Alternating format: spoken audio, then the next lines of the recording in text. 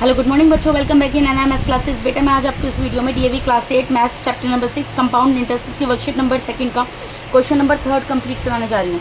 तो चलिए देखते हैं क्वेश्चन नंबर 3 में क्या बोल रहे हैं। Rohit deposited ₹10,000 in a bank for 6 month. Rohit कोई लड़का है जिसने बैंक में जाकर 6,000 रुपीज़ जमा किए हैं 6 मंथ के लिए। तो हमें यहाँ पर प्रिंसिपल पता लग गया और टाइम पता लग गया। If the bank pays compound interest at 12% per annum reckoned quarterly, अगर बैंक जो है उसको पे करता है 12% पर एनम, मतलब लगातार जो है उसको बैंक जो है अगर 12,000 पर एनम क्वार्टरली पे करता है, ठीक है। रेट ऑफ इंटरेस्ट पता लग गया, कैसे क्वेश्चन सोल्व होगा क्वार्टरली पता लग गया। Find the amount to be received by him on maturity. तो जब उसने पैसा अपना जमा किया, ठीक है, जाकर उसने कितने टाइम के लिए जमा कर दिया, उसने जमा कर दिया अपना पैसा 6 मंथ के लिए, ठीक है। बैंक जो है उसको 6 मंथ के लिए कितना पे कर रहा है, 12% पर एनम के हिसाब से पे कर रहा है और पैसा 6 मंथ के लिए जमा किया है, ठीक है। अब अगर वो क्वार्टरली, मतलब बैंक जो है क्वार्टरली अगर उसको पे करे, सपोज करो बैंक उसको क्वार्टरली पे करे, तो उसको जब अपना टाइम पूरा होगा 6 मंथ पूरे होंगे तो उसको कितना पैसा बैंक से मिलेगा, आपको ये निकालना है, ठीक है जी। क्वेश्चन समझ आया। देखिए यहाँ पर हमें बेसिकली क्या दिया हुआ, हमें प्रिंसिपल दी हुई है।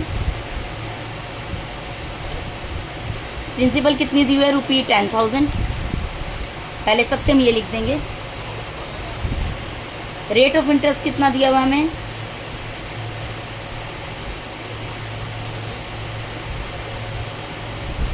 %12 पर एनम दिया है, पर एनम दिया है, इस चीज़ पे ध्यान देना, ठीक है। उसके बाद टाइम क्या दिया हुआ हमें, 6 मंथ दिया हुआ है। हमें क्वेश्चन किसके हिसाब से सोल्व करना है, क्वार्टरली के हिसाब से सोल्व करना है। अब समझ आ गया आपको, इसका मतलब हमें इसको क्वार्टरली में चेंज करना है, ठीक है। तो मैंने आपको बोला था रेट ऑफ इंटरेस्ट को डिवाइड कर देती हैं और टाइम को मल्टीप्लाई कर देती हैं। ये चीज़ आप अपने गांठ बांध लो, रेट ऑफ इंटरेस्ट को डिवाइड करना है, टाइम को मल्टीप्लाई करना है। क्यों करना है, क्वार्टरली वाले का एक्सप्लेनेशन क्वेश्चन नंबर 2 में दे दिया मैंने, और हाफ ईयरली वाले का एक्सप्लेनेशन बहुत अच्छे से क्वेश्चन नंबर 1 में दे दिया। आप काइंडली उसको देखिए, ठीक है। जब भी आपको क्वार्टरली पे करना हो तो आपको रेट ऑफ इंटरेस्ट को 4 से डिवाइड करना है और टाइम को 4 से मल्टीप्लाई करना है, ठीक है। क्वार्टरली का मतलब होता है 1 ईयर के 4 पार्ट कर दिए, ठीक है, ठीक है। तो क्योंकि ये रेट ऑफ इंटरेस्ट में पूरे साल का दिया, लेकिन हमें कैसे पे करना है, हमें तो क्वार्टरली पे करना है ना। हमें देखो मैं दोबारा बता देती हूँ। सपोज करो ये 1 जैन है, ठीक है, ये 1 जैन है। आप 1 जैन में बैंक में गए, आपने बैंक में जाके ₹10,000 सबमिट कर दिए अपने। अब 1 ईयर का एंड कब होता है, 1 जैन का एंड कब होता है, 31 दिसंबर को, ठीक है। आपने पैसा जमा कर दिया, इसका हाफ क्या होगा, 30 जून, ठीक है।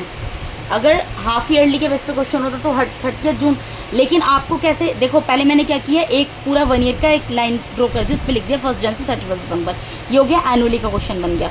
उसके बाद मैंने क्या कर दिया, इसको 20 से एक कट लगा दिया, 30 जून लिख दिया, यानी कि हाफ ईयरली का क्वेश्चन बन गया। ये 6 मंथ, ये 6 मंथ।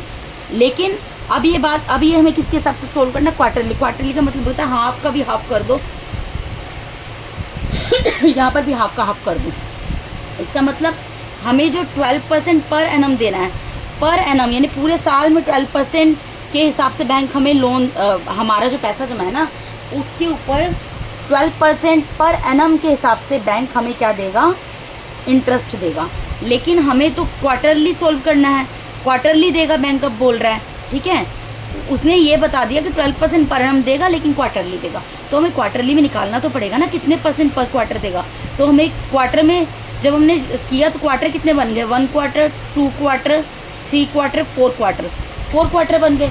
यानी कि रेट ऑफ इंटरेस्ट जो टोटल हमें 12% पूरे साल का दिया है, 4 क्वार्टर में एक क्वार्टर का कितना आएगा, अगर पूरे साल का 12 है तो 1 क्वार्टर का कितना आएगा। अगर एक क्वार्टर 4 मंथ का तो ऑब्वियसली 4 से डिवाइड करना पड़ेगा, ठीक है। और टाइम 6 मंथ में, क्योंकि टाइम हमें 6 मंथ, पहले तो इसको ईयर में चेंज करेंगे। आपको हमेशा रेट ऑफ इंटरेस्ट को डिवाइड, जब क्वार्टर की बात हो ना बेटा, तो रेट ऑफ इंटरेस्ट को डिवाइड करना है 4 से और टाइम को मल्टीप्लाई कर देना 4 से, ठीक है। तो यहाँ पर मैं क्या करूँगी, rate of interest 12% per annum दिया है, तो इसको मुझे क्या करना पड़ेगा, क्वार्टर बनाना है, तो मुझे 4 से डिवाइड करना पड़ेगा। 4 1 ज़ा 4, 4 3 ज़ा 12, तो ये मेरा क्या बन जाएगा, 3 पर क्वार्टर, ठीक है। उसके बाद टाइम मुझे 6 मंथ दिया, पहले तो उसको मंथ में दिया, ईयर में चेंज करो, तो 1 ईयर में कितने मंथ होते हैं, 12 मंथ होते हैं, 12 से डिवाइड कर दिया, ईयर में चेंज हो जाएगा। 6 1 6, 6 2 12, तो 1/2 ईयर आ गया। अब ईयर में आ गया तो इसको मुझे क्या करना है, क्वार्टर में चेंज करना है। तो क्वार्टर में चेंज करना है तो टाइम को किससे मल्टीप्लाई करना पड़ेगा, 4 से। 2 1 2, 2 2 4, यानी कि मुझे क्वेश्चन किसके लिए सोल्व करना है, 2 क्वार्टर्स के लिए। जो यहाँ पर आता है ना बेटा, उससे मुझे पता लग, ये 3% पर क्वार्टर है, ठीक है। मुझे ये पता लग गया परसेंट कितना, रेट ऑफ इंटरेस्ट कितना लगेगा, 3%, और क्वार्टर कितना हो गया, 2 क्वार्टर, यानी 2 क्वार्टर्स के लिए मेरा क्वेश्चन सॉल्व होगा। तो मैं पहले फर्स्ट क्वार्टर के लिए करूँगी, for first quarter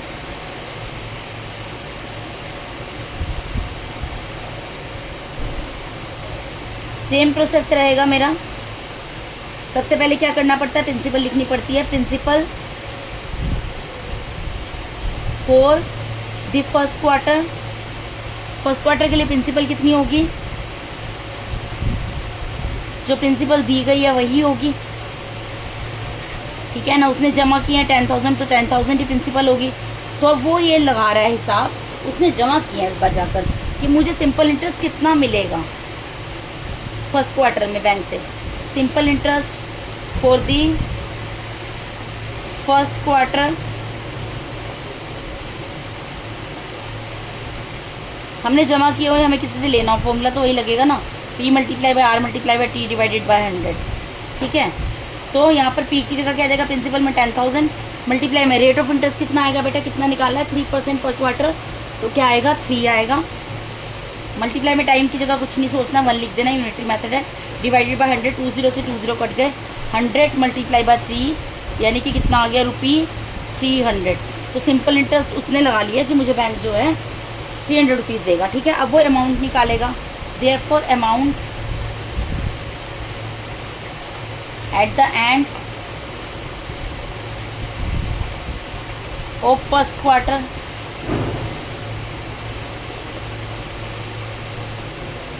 first quarter के एंड पे अमाउंट कितना मिलेगा बेटा, अमाउंट क्या मिलेगा, जो प्रिंसिपल है, जो उसने पैसा जमा किया वो तो उसको मिलेगी, बैंक तो वो तो पे करेगा ही करेगा ना, प्लस उसके ऊपर इंटरेस्ट पे करेगा 300 रुपीज़, यानी कि उसको कितना मिल जाएगा, 10,300 रुपीज़।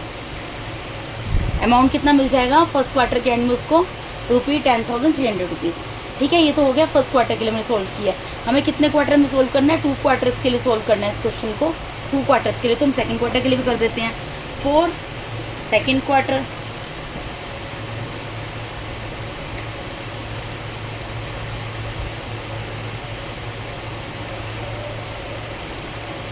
प्रिंसिपल लिखेंगे सबसे पहले, principal for the second quarter. Second quarter के लिए प्रिंसिपल क्या होगी बेटा, जो इससे पहले वाले क्वार्टर यानी फर्स्ट क्वार्टर का अमाउंट है, वही नेक्स्ट क्वार्टर के लिए, सेकेंड क्वार्टर के लिए क्या होगी, प्रिंसिपल बन जाएगी। तो कितना अमाउंट बना है, 10,300, 10,300 ये क्या बन जाएगा, इस क्वार्टर के लिए इसका प्रिंसिपल बन जाएगा, ठीक है। ये लिख दिया मैंने। अब क्या इसके बाद करते हैं, हम सिंपल इंटरेस्ट निकालते हैं। तो simple interest for the second quarter निकाल लेंगे।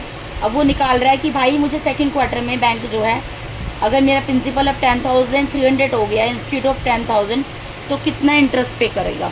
तो वो निकाल रहा है, फॉर्मूला पुट कर रहा है, P multiply by R multiply by T divided by 100, ठीक है। P क्या है यहाँ पर, 10,300 multiply by rate of interest कितना है, रेट ऑफ इंटरेस्ट कितना निकला था हमारा, 3% पर क्वार्टर निकला था ना। तो 3 और यूनिटरी मेथड है, टाइम में तो हमेशा 1 आ जाएगा, डिवाइडेड बाय 100, 2 0 से 2 0 कट गई, तो 103 को 3 से मल्टीप्लाई कर लो, सिंपल सी कैलकुलेशन है। तो रुपी कितना आ गया, 309। अब उसको पता लग गया कि मुझे कितना देगा बैंक, 309 रुपीज़ देगा simple interest for second quarter. तो वो अमाउंट निकाल लेगा, देयरफॉर अमाउंट। अब यहाँ पर बेटा उसको क्या निकालना है, find the amount to be receive by him on maturity. Maturity पर उसको कितना अमाउंट रिसीव होगा। तो मैं यहाँ पर ये भी लिख सकती हूँ, therefore the amount to be received by Rohit, therefore amount to be received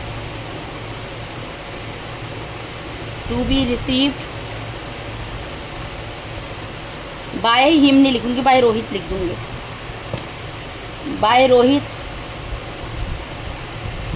on maturity. कितना अमाउंट मिलेगा बेटा, अमाउंट कैसे मिलता है, कितना पैसा मिलेगा उसको आप सोचो, क्या पैसा मिलेगा। एक तो प्रिंसिपल मिलेगी प्लस इसके ऊपर जो सिंपल इंटरेस्ट है वो मिलेगा, यानी प्रिंसिपल कितनी है आप 10,300 है, ये तो मिलेगा प्लस इसके ऊपर 309 रुपीज़ उसको अलग से मिलेंगे, यानी टोटल उसको अब कितने पैसे मिल जाएंगे, ₹90601, 10,609 रुपीज़ उसको मिल जाएंगे।